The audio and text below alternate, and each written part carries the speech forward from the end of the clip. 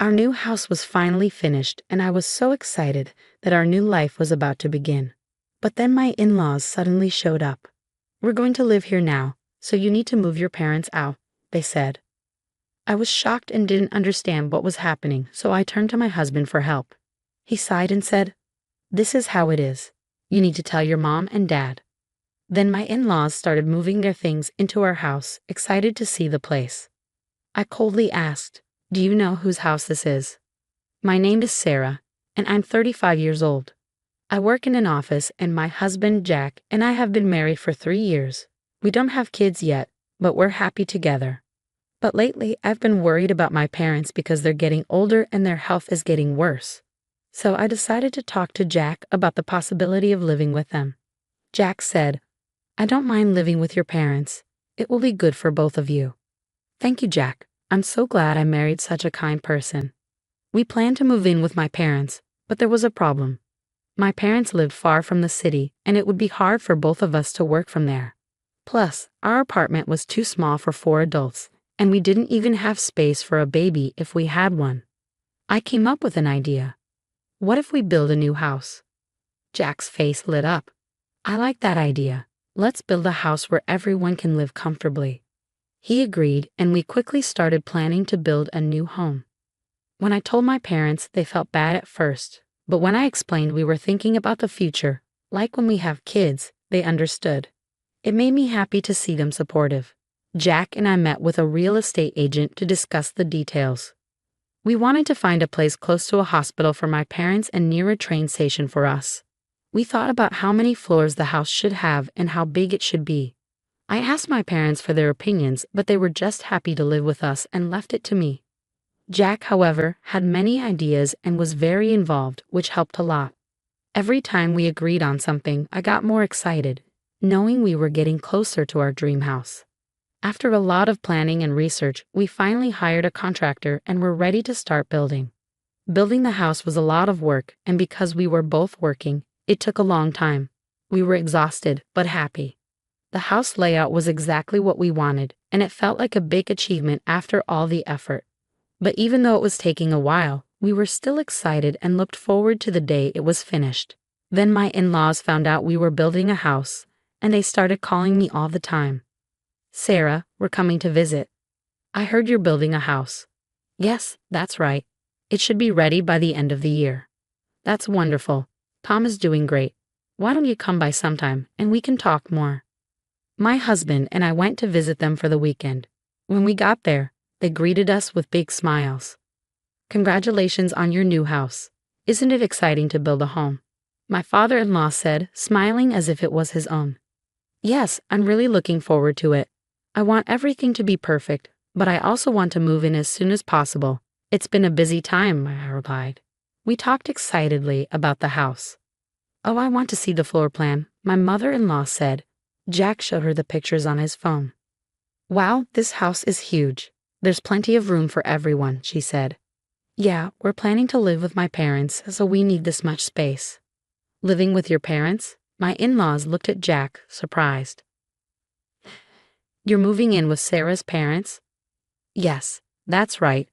Sarah's parents have been having trouble with their legs and hips lately, so we decided to move in with them. That's why we bought a new house." "I see. Well, good luck then." I could tell that my mother-in-law and father-in-law's tone had changed. I started to understand why they weren't happy about this. They probably didn't like the idea of my parents living with us instead of them. So I decided to change the subject. "How are you guys doing? Are you feeling okay?" "We're fine. Nothing has really changed." "Yeah, just the same old routine."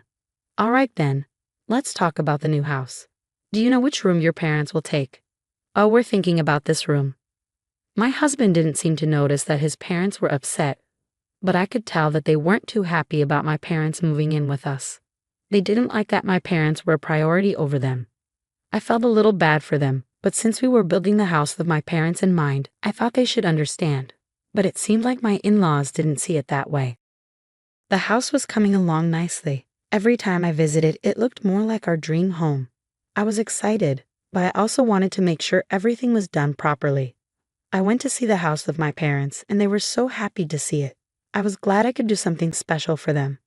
But there was something bothering me. My husband had been visiting his parents more often, especially on weekends. Are you visiting your parents again this weekend? Yes. You've been going a lot lately. I need to take care of them. That's why I'm visiting them on my days off. That's so thoughtful of you. Do you want me to come with you? I was worried that my in-laws might be upset. I knew they would be sad that they weren't living with us. So I thought I could help out and show them kindness too. But my husband said, no, it's fine. I'm okay, and went by himself. I was okay with that, but let him know that I'd be there if he needed me. The house was finally done. When the moving day arrived, my husband and I were so excited. We packed up our things and headed to our new house with big smiles on our faces. When we arrived at our new home, I was so excited to finally see it. The house was stunning, and I couldn't help but say, wow, as I looked at it. I was imagining a life where I'd be cooking while my husband and kids played in the yard, and we'd have barbecues together. It felt like the start of a new chapter. My parents were still stuck in traffic, so I decided to wait for them and let my husband know what was happening. But then, unexpectedly, my in-laws showed up. I was shocked and wondered, why are they here? They got out of the car, smiling, and said, we're here. What an amazing house. This is something you can brag about. Isn't it wonderful? Sarah has great taste, my father-in-law said. Yes, I agree, I replied, still confused by their sudden appearance. Then, to my surprise, they started unloading luggage from their car. I rushed over to them. What are you doing? Why are you unloading that? They said, we're moving in today. You need to get rid of your parents. I was completely confused. What are you talking about? My mother-in-law sighed and explained. Normally, a wife is supposed to take care of her husband's parents, so we should live here. What? No. Go call your parents. We're busy moving, I said, frustrated. I didn't understand, so I turned to my husband for help, but he just sighed and said, that's how it is. You need to talk to your mom and dad. I was shocked. This house was built for my parents to live with us. I can't let you do this, I said, my voice shaky with emotion. He got upset with me. You heard my mom. A wife is supposed to serve her husband's family. Well, think about your parents later. I couldn't believe what I was hearing. It felt like my husband had been influenced by his parents, or maybe he always thought this way. You two need to take your stuff out of here, I snapped. My mother-in-law and father-in-law ignored me and started going through the house as if it were theirs. They were admiring the place with big smiles, and I said coldly, do you know whose house this is? My mother-in-law looked at me and said, it's Jack's, of course. I couldn't hold back. Don't act like this is your home just because Jack is supporting you and built it for you, I said firmly. They were upset, not even letting me explain myself. It seemed like my husband hadn't told them about our finances. Why did he even build this house if he's just going to let your parents move in? They said. I felt terrible for Jack, realizing how much pressure he was under from his family. I couldn't take it anymore. I was tired of being misunderstood. If you insist on living here, then I will have to ask Jack to return the money I paid for this house, I said firmly. My in-laws looked at me confused. How much did you pay for this house? Probably nothing, right? $100? They laughed. But my husband didn't say anything, his face going pale. I looked him straight in the eyes and said, are you proud of yourself, letting this go on without telling the truth? He seemed lost and asked, what are you talking about? My mother-in-law tried to explain. Jack didn't want to say anything, so I had to tell them. I looked at them both and said, I bought this house with all of my savings. If you want to live here, you'll need to pay me the $500,000 it cost. Their eyes widened in shock. They looked at my husband for confirmation. When my in-laws asked my husband if I really bought the house, he quietly confirmed it. Sarah bought the house. She's head of her department, and her salary is much higher than mine. His parents were shocked. But you've been with your company for so long. Yeah, but I've made a lot of mistakes at work. I'm not moving up, and now I'm even taking a pay cut. I make less than a new graduate, my husband confessed. Suddenly, my in-laws switched their tone completely. They started pleading with me. Sarah, we're sorry for everything we said earlier. We were wrong. Please forgive us and let us live here. I was furious. No, I bought this house to live with my parents. I won't allow you to take their place. If you want to live here, You'll have to pay me $500,000. They looked at each other and said, "We don't have that kind of money." "Then you'll need to leave," I said firmly. "But we sold our house." "If you kick us out, we have nowhere to go," they pleaded. "Rent an apartment then. I'm not letting you stay here. It's impossible for all of us to live under one roof," I said coldly. Then my in-laws began to cry. "We've made mistakes with our investments and are in debt. We sold our house and used our retirement savings to pay it off. We're too old now, and we have nowhere else to turn.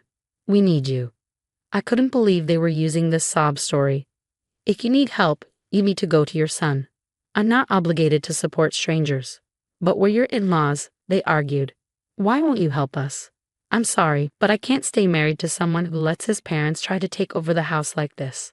I'm divorcing Jack," I said. Jack panicked. "You can't divorce me," he pleaded. "I want you out of the house now," I replied, standing firm. When he realized I was serious, he started to panic even more. My in-laws tried to beg me again, but I threatened to call the police if they didn't leave. They quickly ran out. Jack stayed calm but sad. "I'm still your husband. I have the right to stay here. If you stay, I'll sue you and have you kicked out," I told him, and he quickly left with his belongings. If his workplace found out about the lawsuit, he would be fired, and he knew that. So he left in a hurry. When my parents arrived, they were shocked to find my husband gone. I explained what had happened, and they were grateful for my decision. They thanked me for standing up for them. It was a relief to have taken control of the situation. I felt glad I got rid of those selfish people before we had kids. After the divorce was finalized, I was living comfortably in our new house with my parents, free from all the drama.